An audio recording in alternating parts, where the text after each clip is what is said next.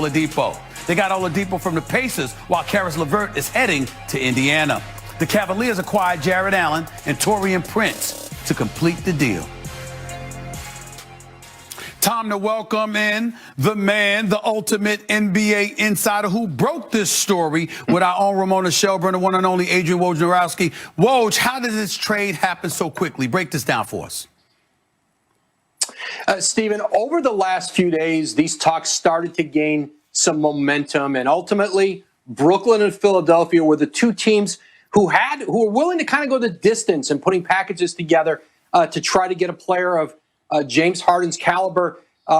Those talks went through last night into this morning, and then this afternoon, really once Houston found a fourth team in the deal, Indiana, to move Karis LeVert for Victor Oladipo, there was a trade in place, and this is what Brooklyn wanted to do all along: find a third star for Kevin Durant and Kyrie Irving. They did it. They did it at a steep price, but they've landed James Harden. Woj, how long had this been percolating? We've been hearing about this for quite some time, that James Harden obviously wanted to end up in Brooklyn, but then we were here in Philadelphia, and then you take into consideration Kyrie Irving and what's been going on. Superstar co-star for Kevin Durant, regardless of what Kyrie's future is with the Nets. Woj, thanks, but I got bad news for you. After all the work you put in, you can't go anywhere. I need you again. I'll be back to you shortly. Don't go anywhere. Lots of stuff to still get into.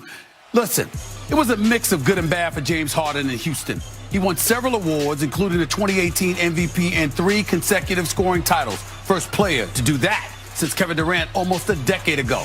But the Rockets did not have much success in the playoffs despite making the postseason in every season. They only reached the conference finals twice, falling short of the finals both times. Possibly the highlight of Harden's time in Houston, though, came during the 2017-18 season when he recorded at least 30 points in 32 straight games. That is the second longest streak of all time behind the one and only Wilt Chamberlain. However, in his last 4 games, they were the lowest in his time in Houston. Harden failed to score more than 20 points in 4 consecutive games, his longest streak as a member of the Houston Rockets. We now welcome in the wonderful Doris Burke, who will call the Nets and Knicks game tonight on ESPN.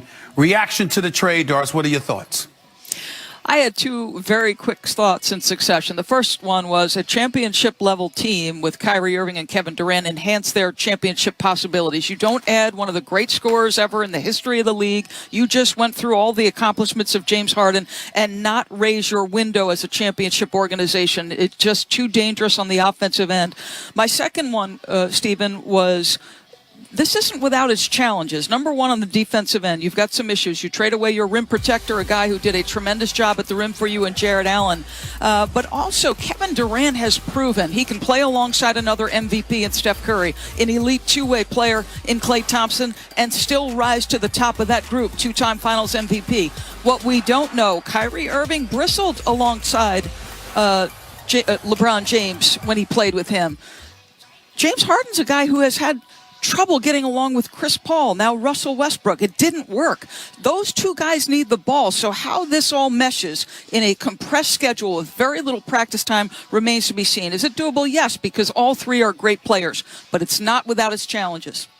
Doris, in Boston in 2008, you had Ray Allen as a third option. That was an adjustment, but he handled it. They won a title. Chris Bosh was a third option in Miami. They won 2 titles in 4 years. Of course, you had Klay Thompson in Golden State. They won 3 titles in 5 years. Who's going to be the third option in this trifecta? And more importantly, who'll be receptive to it, if anybody at all? Well, it's a great question. And obviously, Kevin Durant, think about what he does the other night. You're down 18. There's turmoil surrounding your entire roster. You needed a win desperately. I mean, Steve Nash said it was good for our soul. That's how the feeling was around this group with all the Kyrie uncertainty. So, you want him to shine. And again, I go back to the point, Kyrie Irving and James Harden have proven at their best they need the basketball in their hands. And even watching the brief repetitions with Kyrie and Kevin Durant, it's like one has the ball for a stretch of time and then the other has the ball for the stretch of time. The honest answer to that question is, I don't know. And it's why a collection of talent doesn't always translate to championships. How this meshes, what Steve Nash has in front of him is a unique and interesting challenge. Always love talking to you, Doris. Thank you so much, and have a good time calling that game tonight between the Knicks and the Nets. Thank you so much. Oh, I've been waiting to talk to this next guest right here. Our NBA analyst, champion with the Boston Celtics, the one and only Kendrick Perkins. Your reaction to this deal, do you feel it's a good thing for the Brooklyn Nets? Stephen A., surprisingly, I don't. And here's why. Yes, you have all the offensive power in the world, but guess what? Defense wins championships. And you can't tell me a last NBA championship team in the last 5 years that wasn't top 5 defensively. And I'm looking at this roster and I'm saying, who in the hell is going to guard? Who's going to guard Jason Tatum and Jaylen Brown? Who's going to guard Joel Embiid? You need people out there that's going to defend at a high level. And when I'm looking at this Brooklyn Nets team and what they did, I strongly believe that they dropped the ball by getting rid of Jared Allen. He was their rim protector. He was their lob threat. He anchored the defense. So right now, one word comes to mind, Stephen A., on the offensive end: sacrifice. Who is going to sacrifice? Everyone can't have the basketball. There's only one of them. I'll be back to you in a few, Kendrick Perkins. Don't you go anywhere. I need to get back to Woj for a second here because another part of this blockbuster deal needs to be discussed. That's Victor Oladipo going to Houston and Karis LeVert going to Indiana. What's the thought behind this part of the deal, Woj?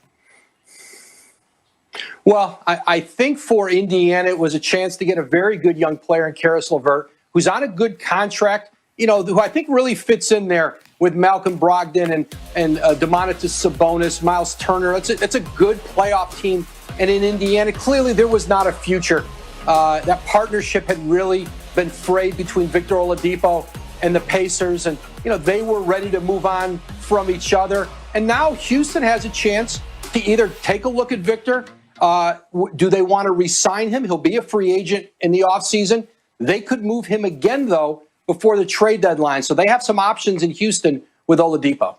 Woj, appreciate the great work as always, buddy. Thank you so much. Thanks, Steve. The Rockets are going to look a little different now with James Harden in Brooklyn. John Wall is still a point guard and will have Victor Oladipo right by his side. Christian Wood will lead the front court and DeMarcus Cousins. Look, Brooklyn Nets in just a couple of minutes, 7:30 Eastern here on ESPN. DeAndre Jordan in his 13th season in the NBA. Gonna have to get adjusted to one new teammate and James Harden. Ooh, this is going to be fun to watch. NBA front office insider Bobby Marks joins us now live to talk about the money part of it because you're our expert with contracts and salaries. So when you look at the Nets, Bobby, James Harden at $41 million a year, Kevin Durant $39 million, Kyrie at about $33 million. It's a lot of money. How did Brooklyn make this work? Yeah, Sage, let's do some fun math right now. And when you look at that Harden number, which is at $41.2 million, the Nets had to get within 125% of that number, which means about $33 million in salary to go out. So when you start adding it up with the Karis LeVert contract and the Taurean Prince and the Jared Allen, you were just a little bit short. Now you add Rodions Kurucs to that deal, and it works by about $1.5 million. So $8 million difference. The Nets add about $15 million in additional luxury tax, but you get within that 125% number. And now you're the favorite to come out of the Eastern Conference. And now it is, according to many people, finals or bust for the Brooklyn Nets. What about Indiana and Cleveland? We're not hearing many people talk about those two teams right now as the Pacers get rid of